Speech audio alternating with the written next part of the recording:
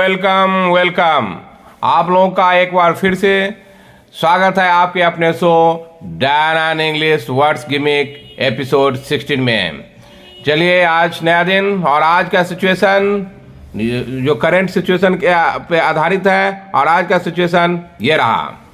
The Pokhara plane crash was fraught with horror of horrors.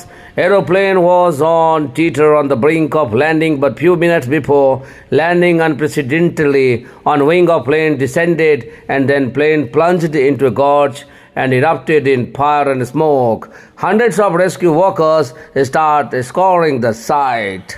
ये incident से आप भी वाकिफ हैं। कुछ दिन पहले ही ये पोखरा नेपाल में ये घटित हुआ था। उसके आधार पे ही ये सिचुएशन बनाया गया है। तो चलिए, बिना देरी के हुए शुरू करते हैं आज का वर्ड का एक्सप्लेनेशन। और पहला वर्ड ये रहा। That is the first word of this show. That is a fraud. That is filled with unpleasant things. जब खराब चीज़ों से भरा हुआ रहता है तो अगर उसको यूज करेंगे तो फ्रॉड करेंगे। फ्रॉड, देखिए, ए के आगे दो बिंदी है जिसका मतलब आ हो गया। That is fraud. ये एडजेक्टिव है।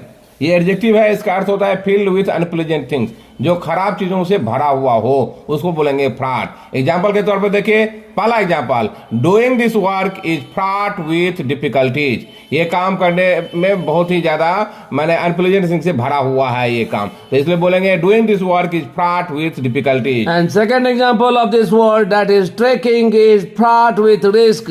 आपको मालूम होगा कि ट्रेकिंग बोलते हैं जब माउंटेनियर सब जब जाता है रास्ते पे, माउंटेन के साइड में, उसको हम ट्रेकिंग बोलते हैं। और फ्रॉड विथ रिस्क नेचुरली है कि पहाड़ पे जाएंगे, कहाँ पे खाई कहाँ पे ऊंचाई, उसको फेस करना पड़ता है, तो इसको इसलिए बोले हैं कि ट्रेकिंग जो है वो फुल ऑफ फ्रॉड रिस्क से भरा हुआ है।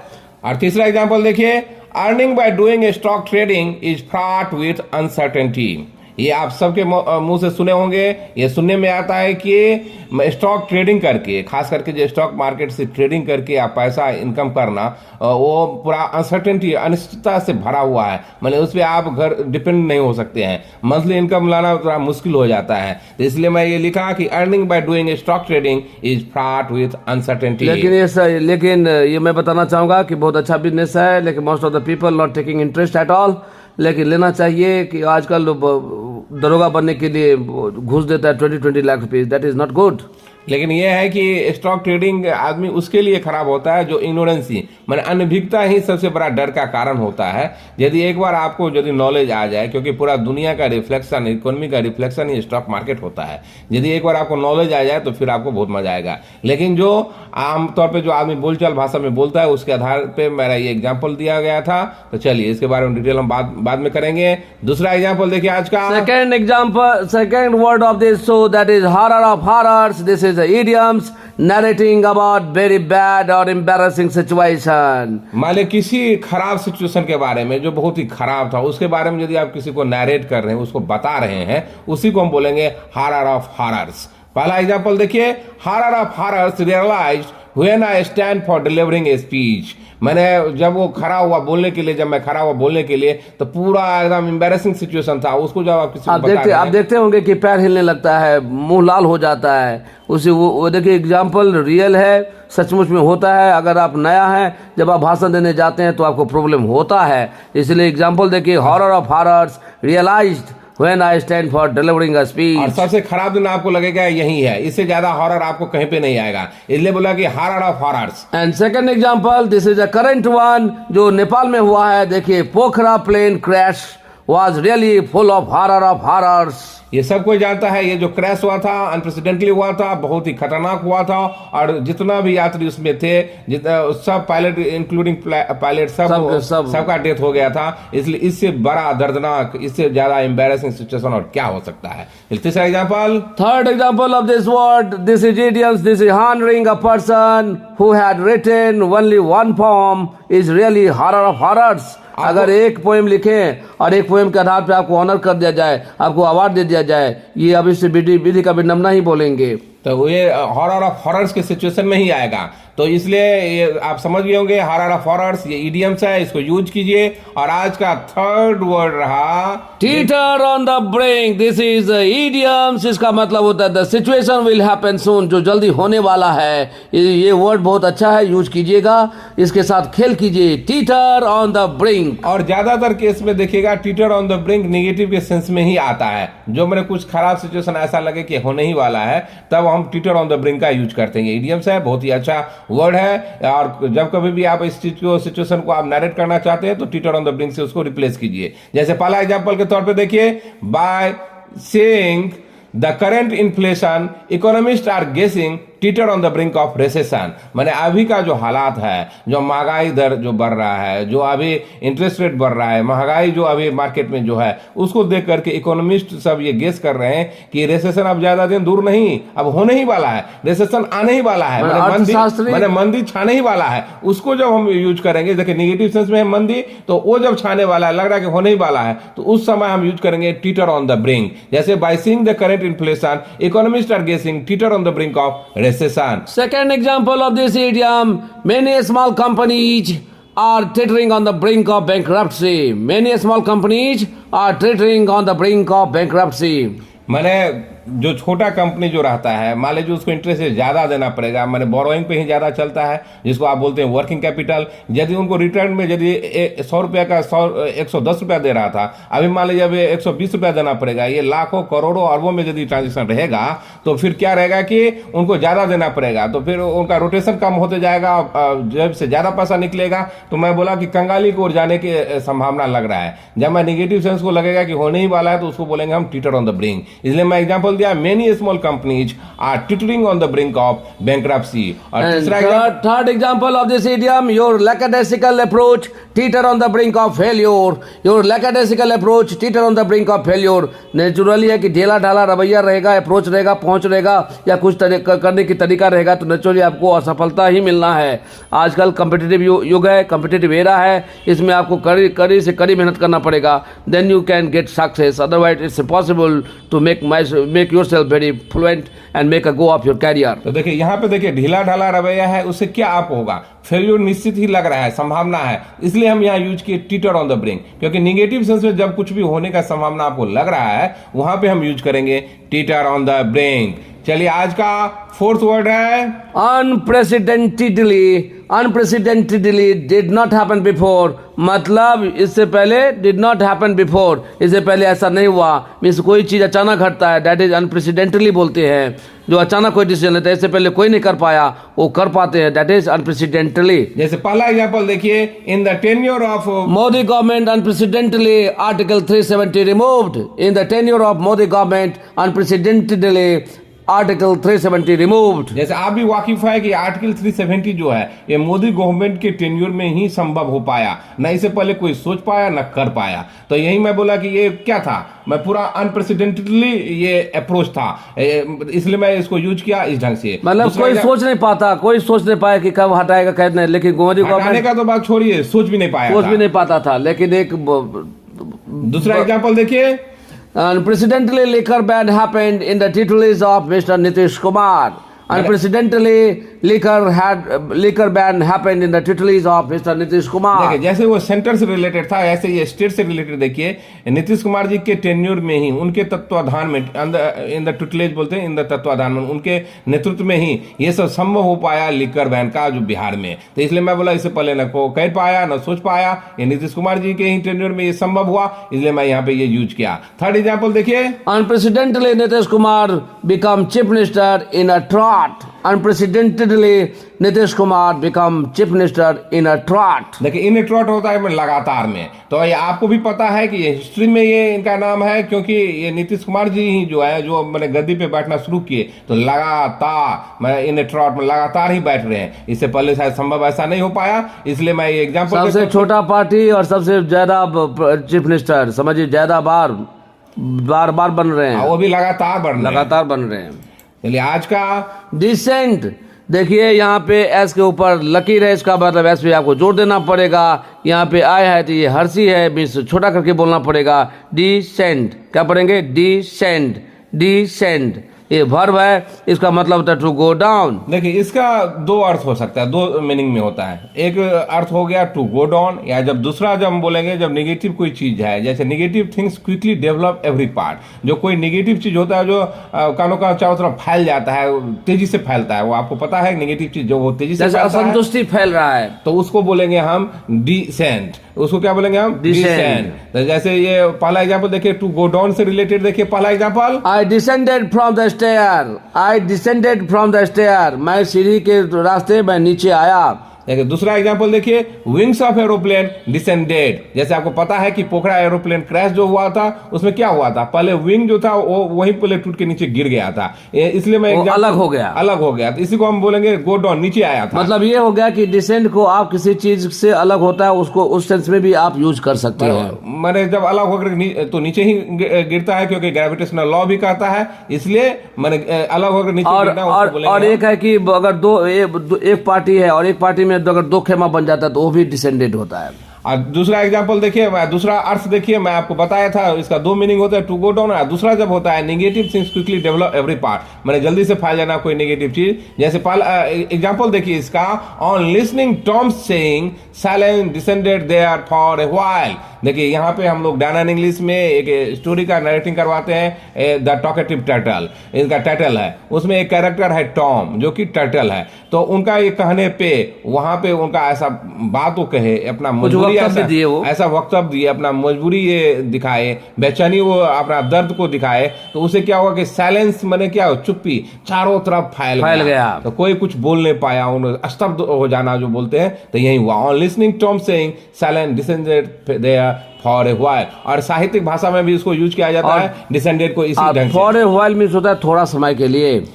तो इस ढंग से आप इसको समझिए, एक एक चीज को समझिए, जो सेंटेंस दिया उसको समझिए, उसका अर्थ समझिए, और जो वर्ड है उस पर भी फोकस कीजिए, और अपना सिचुएशन बनाइए, सिचुएशन बना के उसके वर्ड के साथ खेलिए। देन यू नो एग्जैक्टली, बोलते ना intention must be bold and certain so that in foreseeable future you can do and a good result you can get, otherwise impossible. Therefore I'm telling you, please, 10 times I've said, still I'm saying, please try to follow the Dan English, whatever Dan English provides you.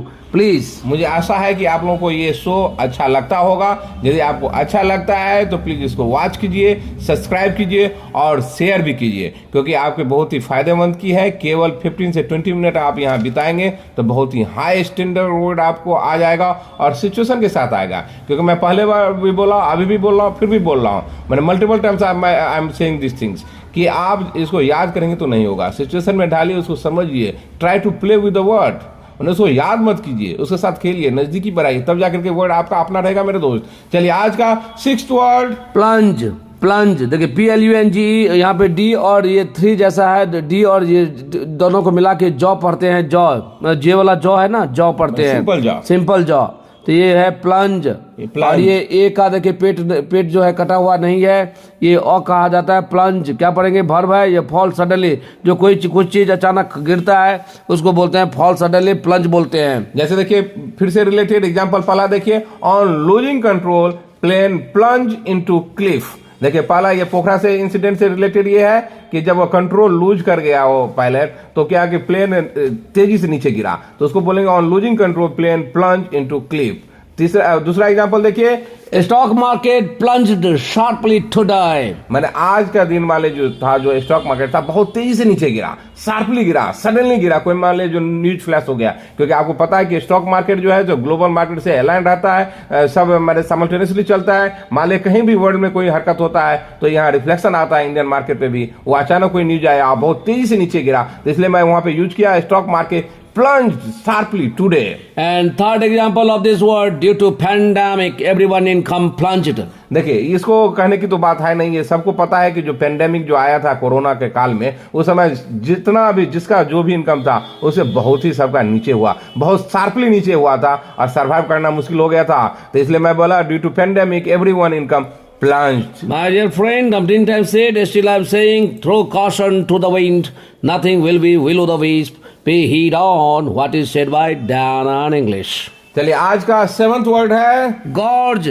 gorge gorge, gorge बोलते हैं GORGE, gorge. ये सी का जो उल्टा है इसको ओ करके पढ़ते हैं गॉर्ज। गॉर्ज ये नॉन है, नॉन भी होता है और ये भर भी होता है। Yes. जब ये नॉन होता है, पहले केस में देखिए, जब ये नॉन होता है, a deep narrow valley with steep sides, भी सो नदी नाला जहां से निकलता है, बहुत घनघोर पहाड़ से जब वो नदी नाला आप देखते हैं, खाई वगैरह देखते हैं, उसको बोलते हैं गोर्ज। जब बहुत बड़ा खाई रहता है, उसके नीचे नदी नाले ये सब निकलते रहता है, पूरा घनघोर जिसको बोलते हैं पहाड़ी, उसी को बोले हम गॉर्ज। हाँ, और मैं आपको बताया था कि डी और ये 3 टाइप का जो है, ये अगर साथ में आता है तो ये सिंपल जॉ होता है। जॉ क्या बोलेंगे? जॉ। तो गॉर्ज। हाँ, इसमें हवा नहीं निकलेगा, नहीं घर्षण आएगा, तो गॉर्ज। गॉर्ज ये सिंपल है, गॉर्ज। गॉर्ज। तो ये हो गया इसका, a deep narrow valley with steep sides, और उसके नीचे नदी नाला ये सब बह रहा है, बहुत ही घनघोर जो पहाड़ी बोलेंगे वो हो गया gorge. First example of this word that is on losing the control plane plunge into gorge. जैसे आपको पता है कि पोखरा में यही हुआ था, इसलिए सबका वहां पे मौत हुआ था,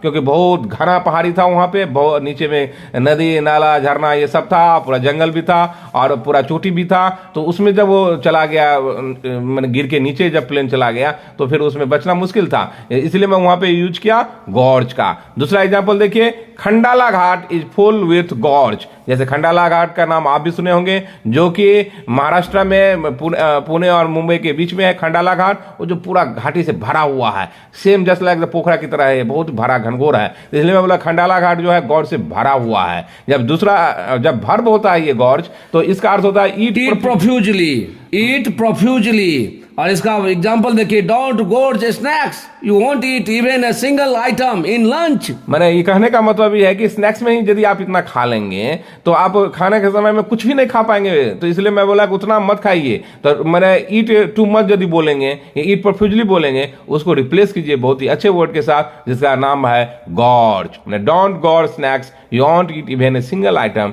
in lunch. My dear friend, on the spur of the moment, try to follow the heart on the heels of instructions of Danan English. If you are with Danan English, your energy, enthusiasm and fondness towards English never ever down the drain. Calm and become a student and follow up this Danan English instructions. 100% you can get it in quid pro quo. चलिए, आज का 8th word है erupt. Erupt, देखिए are के ऊपर लकीर है, इसको आर पे जोड़ देना पड़ेगा। इरप्ट क्या बोलेंगे? इरप्ट।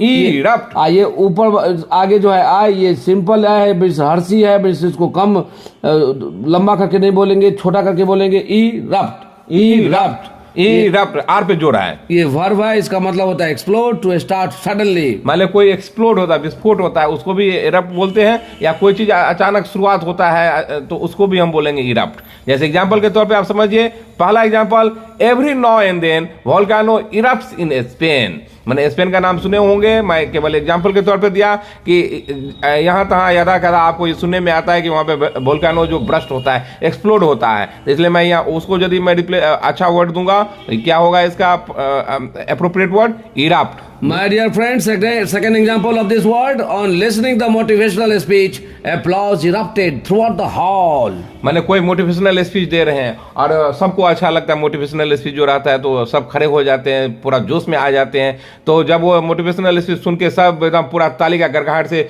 पूरा हॉल गूंज उठा, तो उसको क्योंकि सडनली जब ताली बजने लगता है, लोग चावासी देने लगता है, वाहवाही देने लगता है, तो वो एग्जांपल उसी से रिलेटेड है। Third example of this word, no sooner did plane hit the ground then the fire erupted from plane. No sooner did plane hit the ground then the fire erupted from plane. मतलब plane जो है, जहाज जो है नीचे गिरा और उसमें जो ही नीचे गिरा उसमें आग के लपटें आने लगी, मतलब वो पूरा धू धू करके जलने लगा। तो ये प्रोग्राम ऐसे ही हुआ था। तो इसको इस ढंग से यूज कीजिए इरप्ट को। और आज का 9th और फाइनल वर्ड है, that is scour. Scour, SCOUR, scour, ये वर्ब है टू सर्च केयरफुली। इससे पहले आप इन सर्च या सर्च, डिस्कवर ये यूज करते होंगे, लेकिन now from now onwards please try to start using this word scour, SCOUR।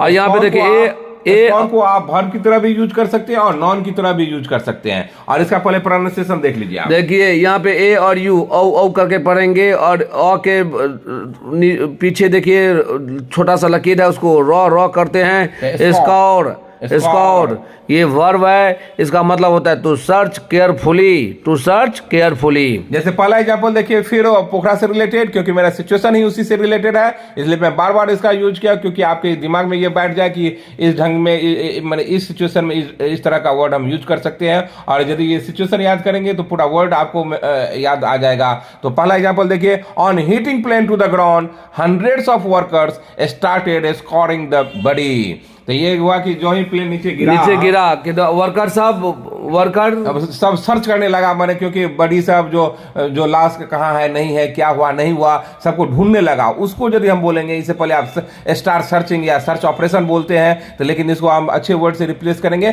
Score. And second example of this word, police still scoring the missing children. मैंने police जो मान लीजिए कोई मिसिंग चिल्ड्रन था उसको खोज रहा था, लेकिन वो सर्च उसका अभी भी जारी है, तो उसको बोलेंगे police still scoring missing children. और जब ये नॉन होता है तो ये होता है सर्च। जैसे एग्जांपल देखिए, we required more volunteers for a scour. मान लीजिए कोई सर्च ऑपरेशन चल रहा है, तो उसको देखिए, इससे पहले हम बोल रहे थे कि you require more volunteers for searching operation to continue searching operation, लेकिन जब अच्छे वर्ड से रिप्लेस करेंगे तो we required more volunteers for a scour, मैंने सर्च के लिए मुझे ज्यादा वॉलंटियर चाहिए, ज्यादा आदमी चाहिए, क्योंकि इतने आदमी से संभव नहीं हो पा रहा है। तो इसको हम अच्छे वर्ड से यूज किए, स्कोर। तो चलिए, मुझे लगता है जितना भी वर्ड हम इस सिचुएशन पे लिखे थे, उसमें जो सिचुएशन में था उसको मैं डिलिनिएट कर दिया हूँ, पूरा डिटेल एक्सप्लेन कर दिया हूँ, विथ एग्जाम्पल कर दिया हूँ, वो भी पूरा आम तो बोलचाल की भाषा का एग्जाम्पल मैं दिया हूँ, जो आप अपने आसपास जो घटित होता है उससे रिलेटेड ये एग्जाम्पल था। मुझे लगता है कि आप इसको कोरिलेट कर पाएंगे, अपने सिचुएशन में ढाल पाएंगे। एक बार फिर से situation, I hope so you want this plus word of disappointment, now you understand clearly the situation and word. So please, again, the Pokhara plane crash was fraught with horror of horrors. Aeroplane was on teeter on the brink of landing, but few minutes before landing, unprecedentedly, one wing of plane descended, and then plane plunged into a gorge and erupted in fire and smoke. Hundreds of rescue workers start scouring the site. देखिए ये situation अभी आप समझ गए होंगे, इस पे work कीजिए, अपना सिचुएशन बनाइए। तब तक के लिए बाय बाय।